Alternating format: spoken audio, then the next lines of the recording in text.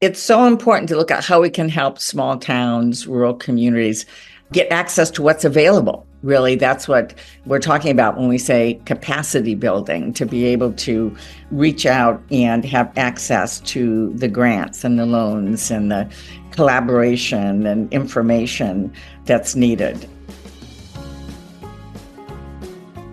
That's Senator Debbie Stabenow of Michigan, who chairs the Senate Committee on Agriculture, Nutrition, and Forestry, talking about rural America and the difficulties its communities often face in trying to access the public and private investment they need to remain vibrant and vital. Now, in recent episodes, I've collected stories on how major new federal investment for priorities such as broadband, manufacturing, and clean and dependable energy are playing out in rural America. Accessing these and other resources from the federal government is challenging for rural places, especially because their staffing and budgets are so limited. Fortunately, policymakers are beginning to recognize that these limits on capacity can lead to a sort of catch-22 that ends up starving rural communities of investment and could even worsen inequality between rural communities and other places. I'm Tony Pipa, a senior fellow in the Center for Sustainable Development at the Brookings Institution, and your host for Reimagine Rural, which captures the stories of rural places experiencing positive change. Today, in this final episode of our second season, we're going to hear about new efforts and policy innovations, mostly from state government leaders across America, who are at the cutting edge of strengthening local capacity to help rural places thrive. So yeah, this might get a little wonky, but I have to say, helping local leaders unlock the investment they need to pursue the solutions and projects they've designed is just fundamental to their town's successes. I began this second season in Humboldt, Kansas, and that's basically where I'm going to start today, with David Toland, who's the state's lieutenant governor and its secretary of commerce. He grew up in Iola, a town of almost 5,500 people that's just 15 minutes from Humboldt. Well, I'm a seventh-generation Kansan. My ancestors came here as rabid free soilers right before the Civil War to fight for Kansas to be a free state. And our family has been in Allen County, which is in the southeastern corner of the state ever since, and had a wonderful childhood growing up in a small town with what we would now call as a free-range kid, where you walk to school and the library and explore the creeks and you're barefoot much of the time. And a very happy childhood. And I'm a product of Iola, Kansas Public Schools and the University of Kansas. Once he graduated, the lieutenant governor ended up in Washington, D.C., working for the city's Economic Development Office where, among other things, he helped bring professional baseball back to the city. Go Nats! That experience gave him the chance to witness how bringing resources to local leaders in disinvested neighborhoods could be catalytic.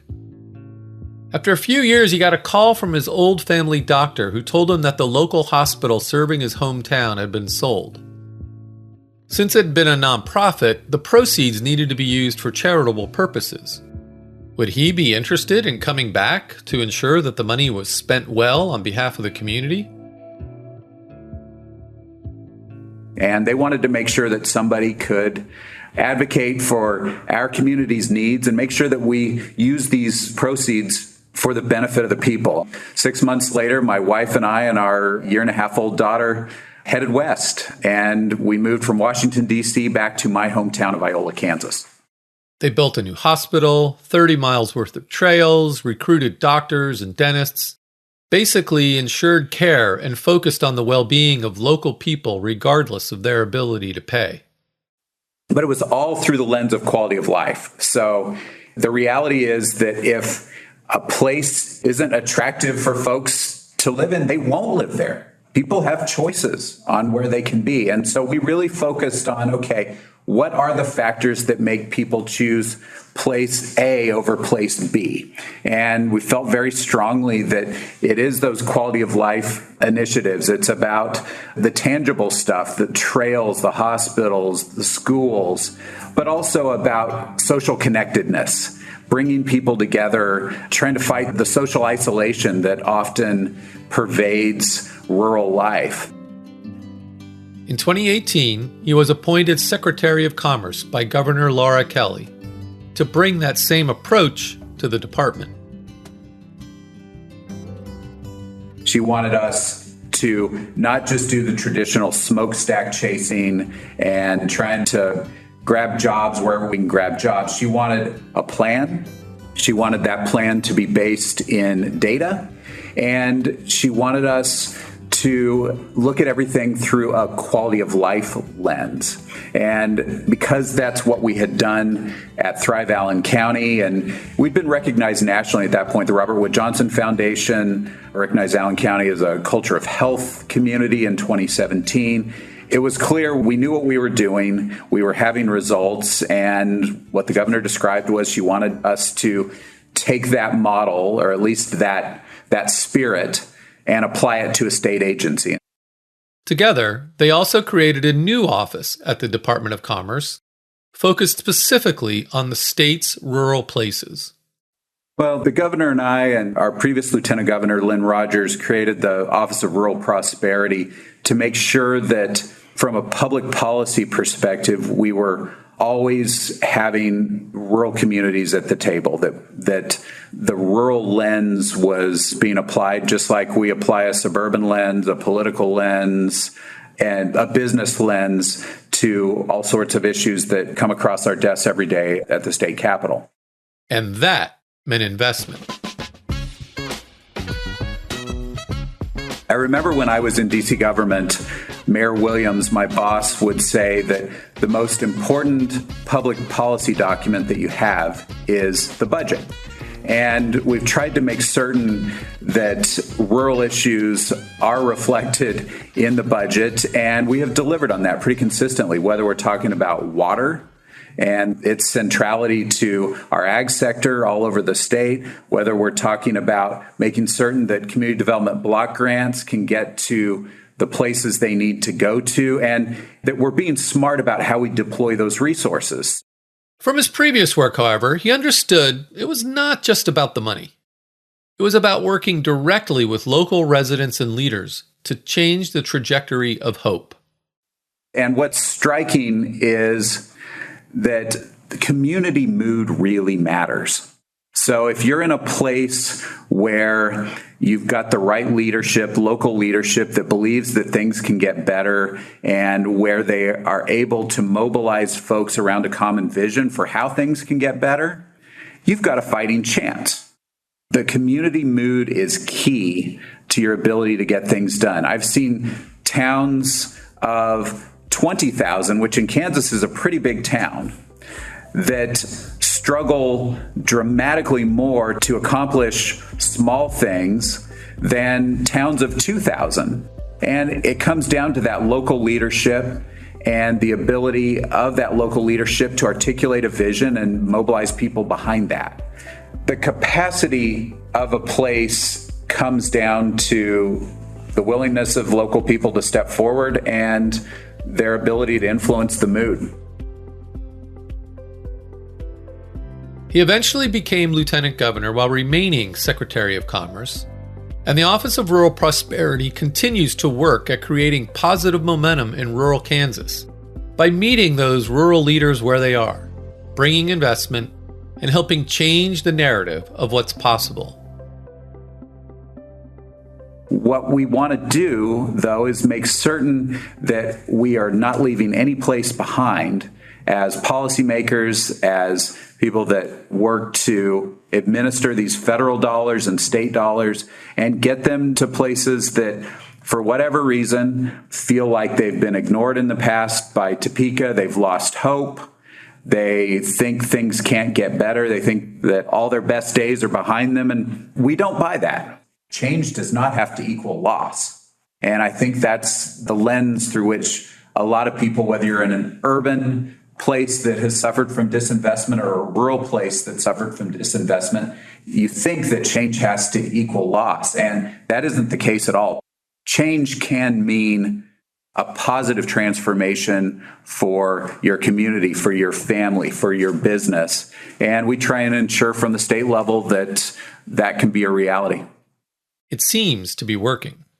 So we have 105 counties in Kansas, and we've had economic development wins in, I think, 86 of those 105 counties since I've been in office. And we've done grants in close to 90 of those places.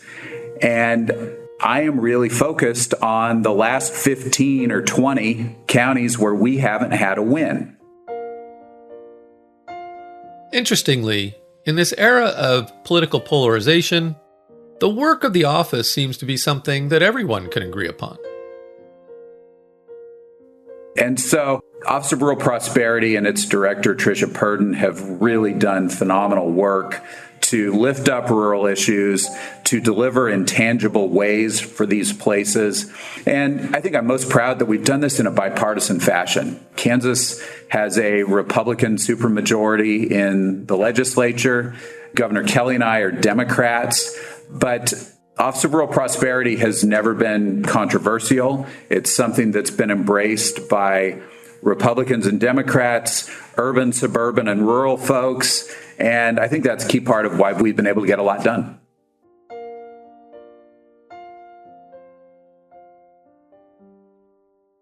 Offices focused on rural prosperity or revitalization are popping up in several states across the country. Michigan's Office of Rural Prosperity launched in 2022. Sarah Lucas, its director, describes the rationale for opening the office.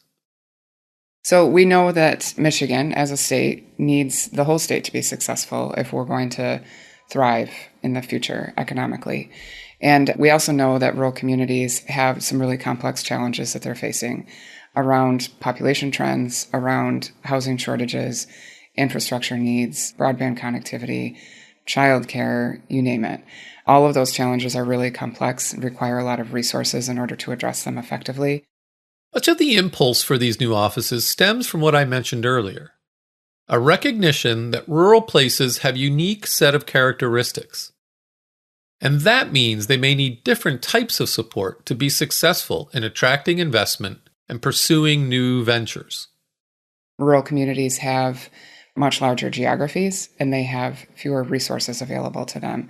And by resources, I don't mean just dollars. I mean people, I mean organizational infrastructure. There are fewer nonprofits that are there to provide services. The local governments have smaller staff, sometimes no staff. And so they're trying to find ways to provide these services and address these really complex challenges across sometimes vast geographies. Like Lieutenant Governor Toland of Kansas, Sarah sees the rural communities in Michigan benefiting from a focus on quality of life. So what we're seeing is that as people make their choices based on what they want, they're looking at small towns and rural areas. They're looking at outdoor recreation access. They're looking at the quality of the schools. They're looking at public safety. They're looking at the natural environment, and the community connections, the social connections are really important. That commitment to place is also a catalyst for innovation. I think there's a lot more opportunity than we would expect from media narratives around innovation and entrepreneurship. So people are scrappy, they're resourceful, they figure things out because they have to. And so we have a lot of communities and a lot of individuals within those communities who want to stay there. And they've essentially created their own positions, they've created their own work, and they're looking around them at the amenities in the community and in the region and understanding the opportunities for innovation and connection with other markets, with other sectors. And so we're actually seeing quite a bit of innovation around outdoor recreation, around freshwater resources, around more broad opportunities like cybersecurity, connected with some of the universities that are happening in rural areas because they have these amenities available to them that they can work with. One of the office's objectives is to surface those opportunities and represent those interests to counterparts within federal and state government. So one of our primary roles as an office is to be able to share rural experience and input and needs with our partners at the state level, and as well as at the federal level and with other partners like universities and nonprofits. And so we talk with rural communities on a regular basis. We do a lot of engagement. We're really closely connected on the ground with rural communities. The office took all the input they collected at regional and local gatherings and listening sessions and through surveys and other engagements and put together a statewide strategy they call the Roadmap to Rural Prosperity that launched in January of 2024. It includes 7 overarching strategies around workforce, housing, infrastructure, local and regional capacity, health and well-being, and natural resources. So we have some larger strategies around those key issues and then dozens of detailed recommendations that really cut across state government and extend into other areas of influence as well. Our goal with the roadmap is to really start these interagency, cross-sector conversations about what it takes for rural communities to be successful. As Sarah and the office visited with rural leaders to develop the roadmap, one theme kept coming up: capacity. It didn't really matter what particular issue we were talking about, whether it was childcare or infrastructure or housing. There was always this need for additional capacity to help with planning and to help with grant writing and to help with project implementation. And it's that need, that capacity need, is something that there hasn't been a lot of resources for in the past. And so that was a gap that we identified right out of the gate and built a grant program called the Rural Readiness Grant Program that provided $50,000 grants to any tax-exempt entity in rural areas to support planning, capacity development, and partnerships. The creation of the Rural Readiness Grant Program has been really timely. I think that this has been a big national conversation because of all of the federal funding that's become available and sort of the gaps that everyone has become aware of around the ability of rural communities to apply for those dollars. It's difficult for rural communities to compete for grant dollars or even to apply for grant dollars because in many cases they don't have the projects identified. They don't have projects in the pipeline that are shovel ready or eligible for those dollars because they haven't had the capacity or the resources to plan proactively. And so we're really trying to move into that space and help fill that gap. The Rural Readiness Grant Program is one way that we're doing that. Sarah and the office were able to fund 40 projects in the first round of these grants, and they saw immediate impact. 6 of those grants went to increase grant writing capacity at the local level, and those communities have applied for more than $13 million in grants and already secured $2 million worth. The office is benefiting from additional funding from the legislature in the 2025 budget, and so they'll continue the Rural Readiness Grant Program and even add an additional twist. We're also looking at how we can provide more direct support to communities through the Rural Readiness Program to help them with that early phase planning and organization that needs to happen so that they are prepared for funding opportunities when they become available. And so with support from Resource Rural, we are expanding our services to provide some direct support to some of our more underserved communities who are trying to start the planning process and develop these project concepts so that they can apply for grant dollars down the road. Resource Rural is a relatively new national philanthropic platform that's pooling funds from national charitable foundations and to help rural communities have the capacity to attract the investment they need. So, with this support from Resource Rural, the office is creating a rural readiness network to offer directed technical assistance to the communities that need the most help getting started. So our Rural Readiness Network provides a platform to engage with these rural communities that are in the early phases of planning, help them get organized, help them connect to resources and partners that will allow them to plan proactively and effectively for funding down the road. So we just launched that program in June. We have around 35 communities that are engaged right now and are working with them to identify specific needs for planning and project development so that we can connect them to resources and in some cases provide direct support to help them move that planning process forward. Sarah herself grew up on a fourth-generation dairy farm in rural McBain, Michigan. And she's someone who's worked on planning and development in small towns and rural communities in the state for her entire career. So, while all of this work might sound a bit wonky, for her, this is fundamentally about helping people who love the communities where they live.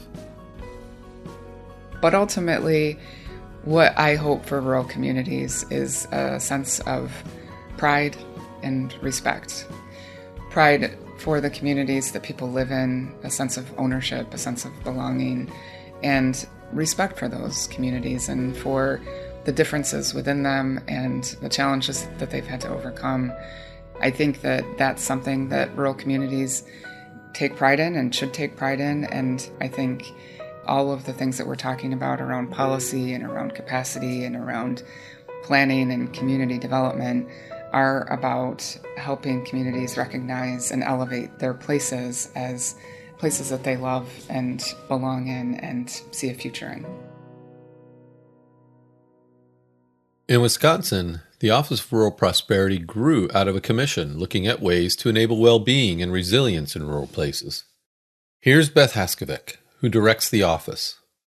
So the Office of Rural Prosperity in Wisconsin is still a very young office. The office was created by Governor Evers in 2020. He created something called the Blue Ribbon Commission, which pulled together rural stakeholders from across the state and launched a listening tour that really was focused on the need for rural communities and tribal communities, tribal nations in Wisconsin, a recognition that they needed a place at the table in decision making and that there needed to be a clearinghouse for rural communities to both create awareness and support in navigating state and federal resources. So our office was created to identify and address the needs of rural communities and to be a coordinator and advocate for rural communities and tribal nations at the state level. Like in Kansas and Michigan, the strategy that many rural communities in Wisconsin are pursuing focuses on leveraging their quality of life. When the office was created, there were a lot of concerns about declining and graying populations, questions about how to keep young people, thoughts about how do we continue to attract businesses or grow small business. And a lot of that has shifted over the last few years.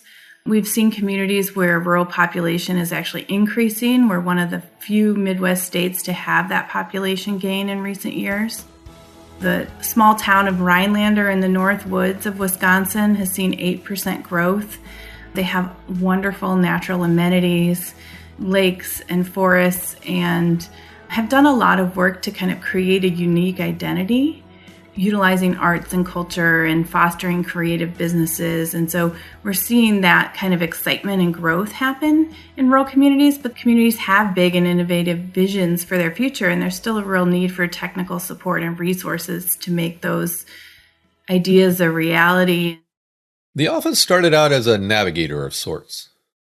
One of the core principles was that we were meant to be kind of a one-stop shop resource navigation center for rural communities. And so a lot of what we do is doing a lot of that background research and helping to sort and curate lists of different programs so that rural communities don't need to do that work. As they saw the difficulty that places experienced even trying to complete an application for funding, the office went further. We created a program called the Thrive Rural Wisconsin program, where we're partnering with 10 communities throughout the state. And we really provide project management support and technical assistance to both rural communities and our tribal nations. And then we pair this assistance with pre-development grants, which is a really important part of the mix, because being able to bring local dollars to any project can be a challenge in rural communities, especially underfunded rural communities. And so having pre-development dollars that allow them to get a project ready for state and federal funding, then allows them to bring those dollars to match for whatever state and federal match requirements exist. So we've just launched this program at the beginning of 2024. We are working on a number of projects, from rural housing challenges, as I mentioned earlier, to small business incubation and Main Street development. Beth has also been working directly with federal agencies, so the state can act as a bridge for rural places to take advantage of federal programs. We work to complement what is available at the federal level. We have great partnerships with our federal agencies, in particular the EDA and the USDA and their rural development team. Wisconsin has 5 communities that are participating in the Rural Partners Network, which has been a great partnership. So we look to identify in the work that those agencies are doing, how can the state resources complement what they're doing? How can we bring some on-the-ground knowledge of state resources to pair with what the federal agencies are bringing to communities? And then there's also an opportunity for the state to really help build capacity for rural communities by being the applicant to some of these federal opportunities and knowing what's happening on the ground. In some instances, the state has even been able to leverage its own resources to lower the barriers for rural localities and access those federal programs. We have a great example of that with the Department of Energy Rural and Remote Energy Program. The state of Wisconsin applied and is working with rural and tribal communities to build out microgrids, again, focused on rural resiliency and energy resiliency in rural communities in the state. So us being able to kind of have that scan of what's important, where there are great projects and ideas, but perhaps not the local capacity to really go after the funding. And in this case, the state being the applicant reduced the match from 50% to 20%, so reducing that match burden to some of these federal opportunities as well. The office's creativity is helping the state's rural towns maximize what's distinctive about their particular place. Rural Wisconsin has a lot of natural and cultural assets that make life a little bit more fun and enjoyable, and I think that's one of the draws for people to live in rural Wisconsin. They want to live in vibrant communities where there's good jobs, safe housing, and amenities that add to the quality of life.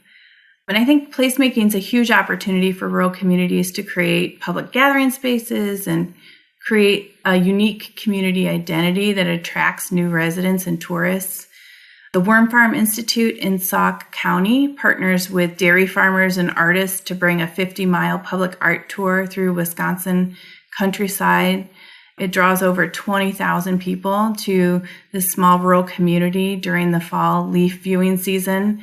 So there's a lot of creative ways and approaches that I think people are taking to really celebrate rural culture and to use both the natural assets and the cultural assets of their communities to really think about their economy in new ways. And they're going beyond that. Beth sees a significant opportunity for rural leaders to embrace technology as a path for creating more local value. We have one of the most renowned sustainably managed forests in the country located on Menominee tribal lands. We also have one of the largest forestry undergraduate programs in the country at UW-Stevens Point. And the forestry industry has a long history in Wisconsin, but it's really at a point where it's thinking about what does the next phase of this industry look like and how can it pivot? How can it embrace technology in that pivot? There are a number of really forward-looking partners like the Wisconsin Institute for Sustainable Technology that's working to develop sustainable technologies and products that help the forestry industry diversify. But we're also using technology simulators to really expose young people to careers in the forestry industry and learning about what opportunities exist and convening and connecting the dots across partners to have a clear roadmap for what that industry will look forward. Ultimately, however, the vision for sustaining rural communities in Wisconsin sounds very similar to what we heard in Kansas and Michigan. I think the future of rural Wisconsin really centers around local communities who really have a strong vision for what their local economy looks like, that we're growing homegrown businesses in rural parts of the state. Those businesses tend to invest more locally, keep their dollars circulating more in the local economy, and those businesses are more invested in contributing to not only the economic health of the community, but the civic health of the community. They invest in community projects. They help to build community pride. And that, I think, creates that cycle of energy where there's new amenities and services, and it's attracting new people to the community and new tourists that are spending their dollars in rural Wisconsin. So, by now, you're probably starting to get the idea. Governors and state legislators across the country are recognizing that getting investment and support to rural communities might require specific and intentional approaches. Given the limits on administrative and fiscal capacity and the way in which economies evolve in rural communities, it's not good enough to think of them as just smaller versions of suburban and urban places. Listening to local rural leaders, developing programs that fit their needs, are necessary if you're going to help them develop locally led solutions. And as Robin Bostrom, who's the director of the Empower Rural Iowa program, recounts, that's how they got started in Iowa. So the Empower Rural Iowa program was created in Iowa about 7 years ago through an executive order from our governor. And it started with 3 task forces that had volunteers from all across the state. They reached out to people that were already involved in rural, that had rural expertise, whether they be business owners, service providers, educational institutions, county economic development folks, whoever those people were. And again, they're folks that have expertise in rural. Either they've owned a rural business or they've been a service provider, either SBDC, or maybe they're a county economic development professional, or they may be someone that works directly within the rural communities. Our rural telephone cooperatives, we have folks in those arenas. Just really anybody who is living and working in rural and understands the challenges and the opportunities. And so what we are trying to do is to elevate and provide the resources to our rural communities that they maybe do not have access to. Robin herself has direct experience as a community leader in rural Iowa. I am a lifelong resident of rural Iowa. I grew up in the town of Hawkeye, Iowa, population 528 friendly people. I did go off to college, came back. My husband's family had owned a rural, independently owned grocery store in the community where we both graduated from high school, community of West Union, and we purchased the business from my husband's family. We were the 3rd generation owner-operator of the grocery store that had been in the community for 60 years. But as the owners of the store, we quickly became involved in community aspects. On the chamber, I served as president of the chamber. You're on every board, every committee.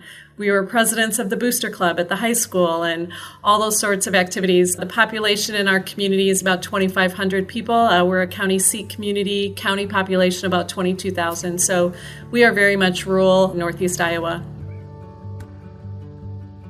Like some other Midwestern states, Iowa as a whole has experienced a drop in population. You have less and less people living in your rural communities to do all the jobs that need to happen in a rural community. And what we're seeing in my home community is a decline of people being involved in service organizations. We've lost our Rotary. We don't have our Lions Club anymore. And then there's not a lot of leadership development programs, and people aren't stepping up to be involved in leadership roles, whether it's as simple as serving as president of the chamber or even being a member of the Chamber of Commerce. But it also presents some really great opportunities. So when you do find those communities that can rally those people, and we are starting to see, even in my home community, younger business owners coming in, and they're wanting to change the trajectory and they're wanting things to be better. The Empower Rural Iowa program receives an annual appropriation of $700,000 from the legislature. And with guidance from the task force, they focused on specific issues to a greater extent than Michigan or Wisconsin. They have separate grant programs to help communities do a housing readiness assessment, or plan for a child care center, or receive technical assistance on economic development plans, or even help local grocery stores be more sustainable. We also do a leadership program. As I said, we're finding many folks are struggling to find those young leaders in their community, those folks that are willing to step up. So we have a leadership boot camp and exchange program where we help communities develop a leadership program so they can start to cultivate and groom those new leaders for their community. They also recognize that locally owned businesses are both an economic lifeline as well as a key part of the civic infrastructure of a place.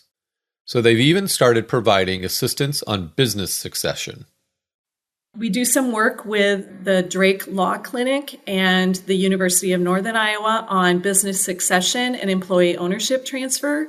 Another huge issue that we are seeing is that we have a lot of small business owners within the next 5 to 10 years that are going to be ready to retire, and there are not going to be enough people to come in and pick up those businesses. So Iowa's been working very hard to change the laws and to allow ESOPs and employee ownership programs, or even just to help with traditional business succession. As I mentioned previously, I am someone who has personally gone through that in transferring a family-owned business and successfully transferring that business to new ownership so that it's still open and operating in a small rural community. Leadership development, succession planning. From my perspective, these are variations on building capacity that demonstrate such a keen understanding of the things that help keep a rural community healthy and resilient. I think what we're hoping is that, sometimes we hear people say, and I was guilty of this too, growing up, like, well, I'm just from a small town. And it's almost like an excuse that you're in rural Iowa. And I would like to see us change that it's not an excuse that you're from a rural part of the state, but that's something to be celebrated. And so again, as I said, we're really trying to lift up those communities. We're helping them address quality of life because we know for a lot of people, choosing to live in a rural area is a choice. They're choosing to go there because it's a great opportunity. It's a great place to raise your family. And so I hope that we continue to celebrate, that we continue to lift those people up, and that it's not an excuse that you're in rural, but that it's a great thing. And that we'll have some really good programs to help people celebrate that more. And again, to be sustainable in those areas.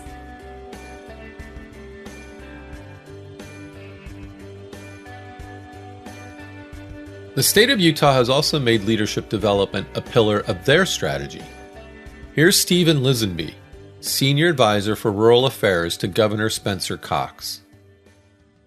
We recognized early that we had incredible champions throughout all of rural Utah who really wanted to tackle some very meaningful and important tasks, lifting large infrastructure projects, bringing partners together on strategies. And we recognized that there was a need to help build their leadership skills, a real sense of adult professional development. So we created the Utah Rural Leadership Academy. This was in partnership with our Utah Association of Counties, Southern Utah University, and Utah's Governor's Office. These three organizations built just a very high-end master's degree level annual program that could support 40 individuals a year. That academy has produced about 120 graduates in 3 years, preparing those local leaders to take on major projects and expand their responsibilities. Stephen also recognized the need for a pipeline. As we began working with the locally elected officials, we could see that there was a need to help them build kind of a sense of bench strength. Individuals who might be preparing to join local boards, prepare to eventually run for office in local community. And in order to help prepare that bench strength, there was a gap of understanding for individuals. And so we created a Utah Local Leadership Academy structure where throughout a year, a cohort of individuals could learn a wide range of what it takes to run a community, spending a whole day getting back-end access to the key leaders in education to understand all aspects of education, spending a day with all of your economic development leaders to know what it takes from a city to county to regional structure. And after 1 year of having these different academy days, we find that there are now individuals in a position to go join a school board, go join a chamber board, go look for an opportunity for city council. These leadership development programs are two activities that feed into an annual One Utah Summit, which has become the premier rural event of the year, a conference that seeks to bring in visionary leaders and thinkers similar to something like a TED conference, provoking rural leaders to generate all kinds of new ideas.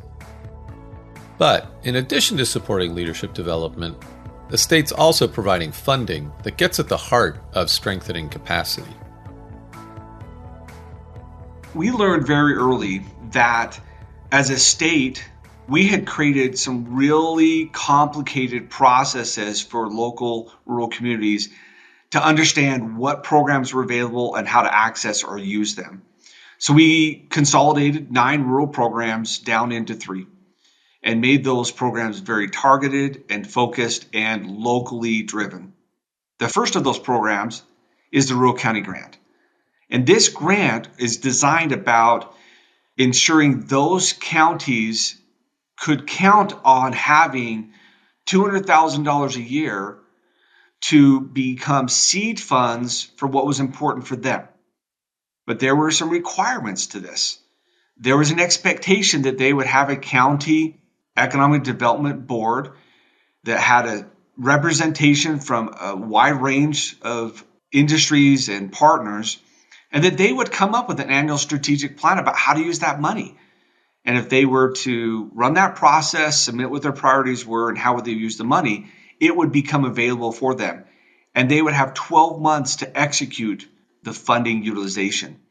We have seen through that process, counties now really becoming targeted on their priorities and developing a way to move them forward quickly. And now they take that money as seed to design something that they go after larger money to execute. So, flexible money, it's consistent year to year to give rural counties a chance to develop locally designed projects. But that's just the beginning. They have a second program offering larger investments to expand economic opportunity, with incentives to collaborate with neighboring jurisdictions. The Rural Communities Opportunity Grant is competitive and encourages our rural communities to be thoughtful about long-term strategic investment. It's designed around supporting business recruitment, development, and expansion, workforce training and development, and other infrastructure that could support capital facilities improvements. It's up to $600,000, needs to be spent in 2 years, and there is a component of collaboration across counties for regional opportunities that is an incentive for them to start doing things together. In addition to these grant programs, the state also sent out to create a rural version of their Economic Development Tax Increment Finance Program. Not only does it target rural places, but it also sets the eligibility benefits at levels that make sense for rural businesses, which are more likely to grow somewhere between $100,000 to $500,000 per year, rather than, say, $5 million per year. And the incentives are structured to focus on expanding businesses already in their rural areas. The response has been astonishing. The Rural Economic Development Tax Increment Financing Tax Credit Program has seen $1.2 billion in projected investment into rural Utah that came to our board just in FY23. Now, keep in mind, that is more than double the capital investment from 2017 to 2021 combined through all of rural Utah. So we see that one change in policy signals significant behavioral change to capital investment in rural Utah. The state hasn't created an Office of Rural Prosperity per se, but Stephen sits with a team of senior advisors working together on specific policy priorities, and he works actively across the governor's cabinet to integrate rural interests. This work fits directly with the governor's vision. The future of rural Utah is different in each part of the state, but there's a few underlying pieces that are important. One is that if you live in rural Utah, you can maintain a very high quality of life. You have access to all the resources from healthcare to business development, that they're easily accessible, they're understood, and they can be leveraged for you so that you can live and work right where you were raised. That's the dream for rural Utah.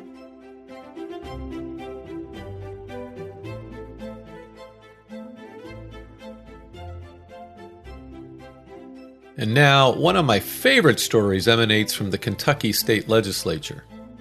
Hannah Conover is executive director of a fairly new nonprofit called Grant Ready Kentucky. Here, she describes the reasons that she and her co-founder, Lincoln Brown, created the organization. And so we were already working with communities and already hearing their barriers that they were having. And this issue of capacity and this issue of not being able to access the state and federal resources that were available and coming available at a much quicker pace, that kept coming up in our conversations with folks all across the state. And so really, we were looking for something where we could invest time, where a dollar would go a really long way on social impact. My background, I'm a CPA, recovering CPA, and I have a background in finance. So I can't really separate the way I think about things from an ROI standpoint, but we were really looking for social impact ROI. She knows firsthand what goes into creating a successful grant application. I think what that really boils down to, though, is in rural places, everyone is wearing 15 different hats, and there's not a lot of excess time or money to go around.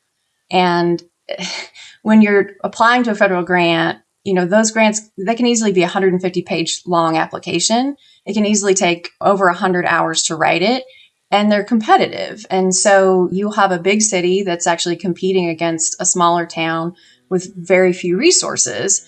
And then on top of that, most federal grants require the community to have a little skin in the game in what they call local match. That match requirement. Well, that's something I hear about from pretty much every local leader I interview for the podcast. Quite simply, it's often an immediate barrier for most rural communities. Why is that? I'll let Hannah explain. I think that makes sense on paper. These are public dollars and you want to make sure they're spent wisely. But at the end of the day, what the federal government with these grants is essentially saying is, we'll give you $1, but you have to put up 20 to 50 cents of that. And so from our perspective, like the ROI on that is great. Who wouldn't give up 20 cents to get $1 back? But the reality of it is that they say, no, you have to give us your 30 cents first. And when you're a small community and you've lost population and you've lost your tax base and there's not a lot of extra funding to go around, then you're sort of dead in the water. If you can't come up with that match funding up front, or if you can't fund all of the work that needs to be done and be reimbursed for it later, which is the way grants typically work, then you simply are not in the game. With all the opportunity available for rural places in the infrastructure law, the Inflation Reduction Act, the CHIPS and Science Act, match requirements just make it hard. So we saw sort of this mountain of opportunity coming down the way pretty quickly. And we already had been working with communities long enough to know they weren't going to be able to take advantage of that if there wasn't some pretty serious capacity building and removal of barriers on the other side. And so honestly, we took all of that data to policymakers in Frankfurt and just laid it out and said, look, we have all this opportunity that's coming. For one of the first times, it's really being prioritized for what the federal government calls energy communities, but that's really just our rural coal communities here in Kentucky. So we're being prioritized, but we can't access it. What can we do to solve that problem? Hannah found out that West Virginia was thinking of a matched funding pool.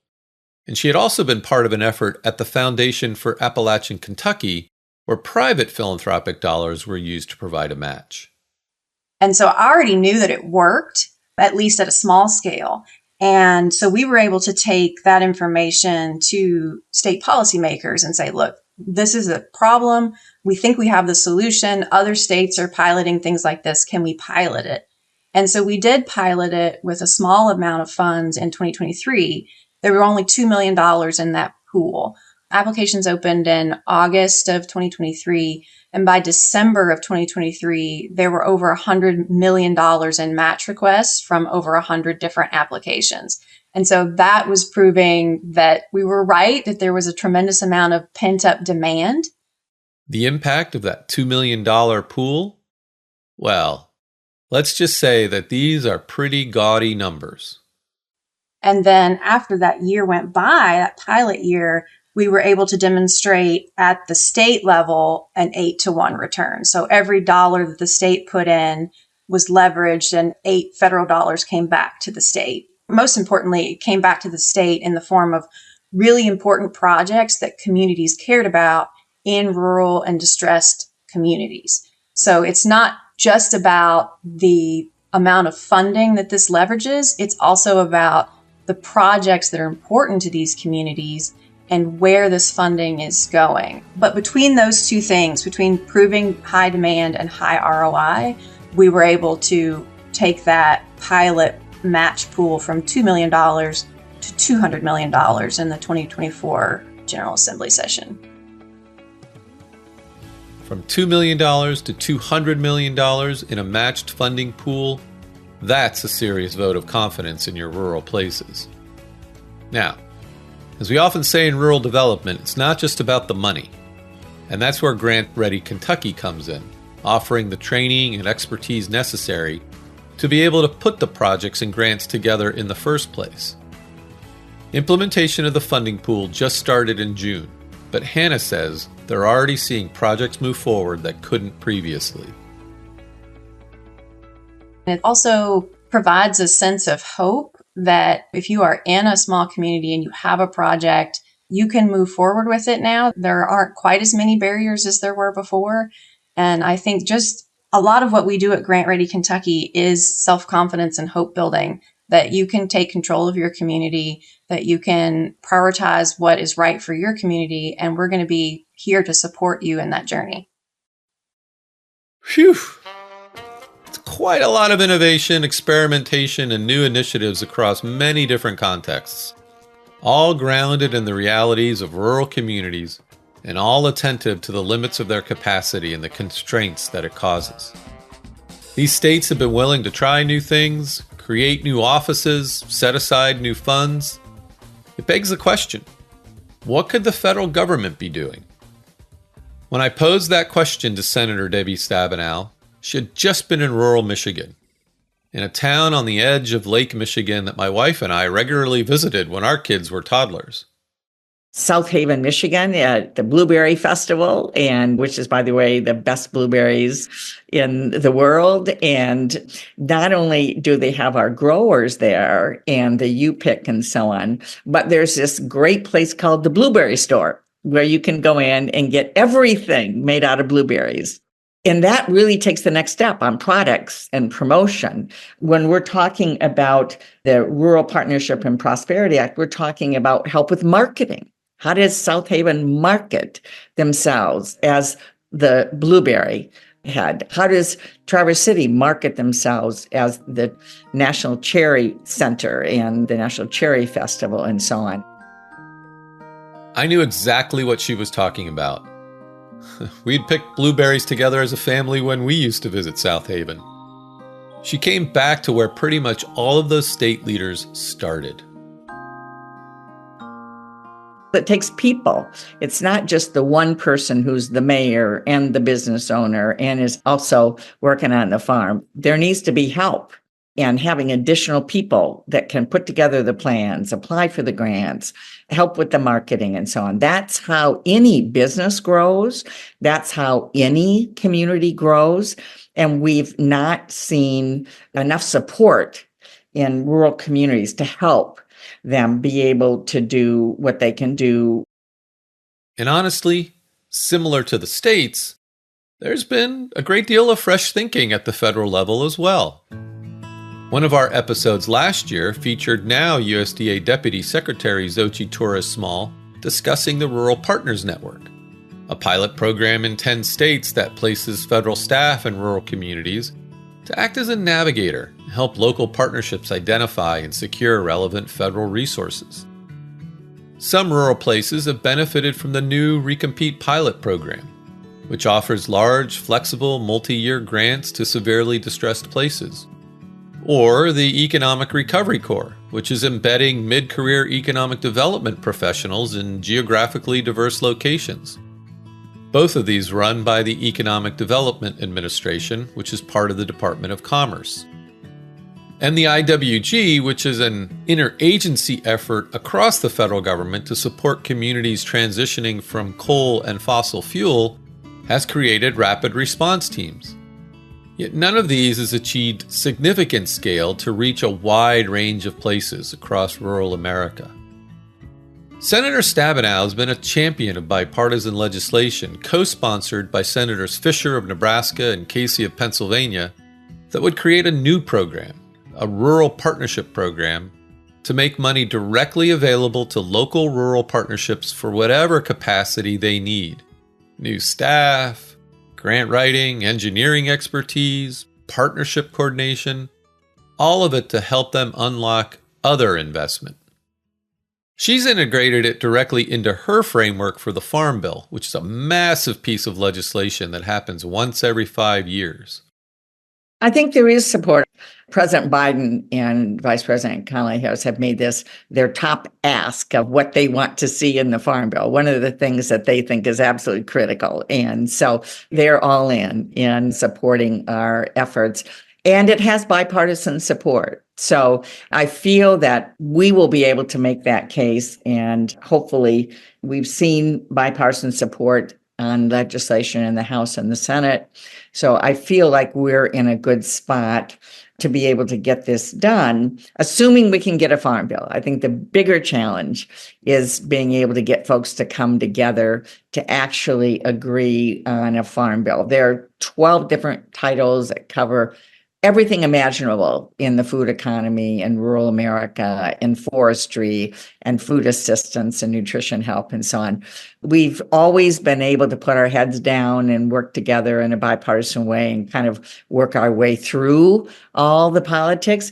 Unfortunately, this time around, partisanship is getting involved in this debate much more than I would like. So I'm working very hard to get through that. So if we get the farm bill that works for everyone, both for farmers and families and rural communities, I think we'll be in great shape to get the capacity building provisions into the bill. As Senator Stabenow pointed out, investing in rural capacity has bipartisan support. The state programs you just heard about cross Democratic and Republican leadership in governor's office and the state legislatures. Here in Washington, her counterpart on the Agriculture Committee, Ranking Member Senator John Boozman of Arkansas, has also included support for a rural capacity building program in his framework for the Farm Bill. Senator Stabenow suggested a baseline of $50 million for the Rural Partnership Program. That amount is just so much smaller than the billions for agriculture and nutrition programs that dominate the Farm Bill discussions. But for rural towns across the country, it may be just as consequential.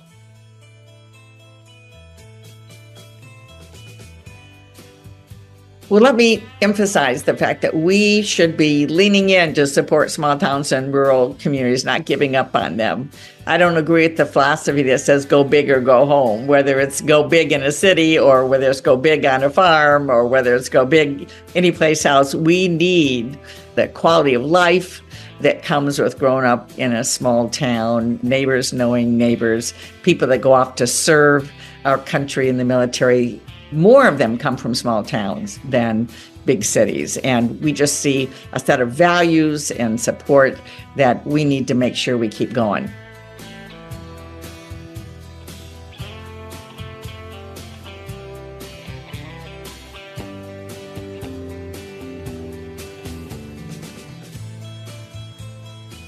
And that's the challenge to policymakers, to provide investments and support that strengthen local rural capacity at scale while preserving rural distinctiveness. It seems easier, even tempting, to consolidate and achieve some economies of scale. But too often that diminishes agency and control of local residents over their own destiny, which rarely turns out well. As you've heard from so many of these leaders today, rural places thrive by emphasizing and enhancing and protecting their quality of life, the quality of their places. There is much to learn from these evolutions and new initiatives happening at the state level. I'm convinced, after listening to leaders in the 6 states we've sampled today, that those lessons can inform new policy and help a wider array of rural communities across our country attain sustained prosperity on their own terms and in their own way. And that's a wrap on this 2nd season of Reimagine Rural. Thanks so much to all of you for listening, for sharing your reactions, your stories, and your own hopes for your favorite places in rural America. Our show was fortunate to be recognized with an industry award this year, which is a tribute to the amazing team that puts these episodes together. But the towns I visit and the people who care about them, their residents, their civic leaders, and you, our listeners, it's their spirit, your spirit, that remains at the heart of this production. So, until we meet in your ears again next season, I'll look forward to possibly bumping into you, someplace rural.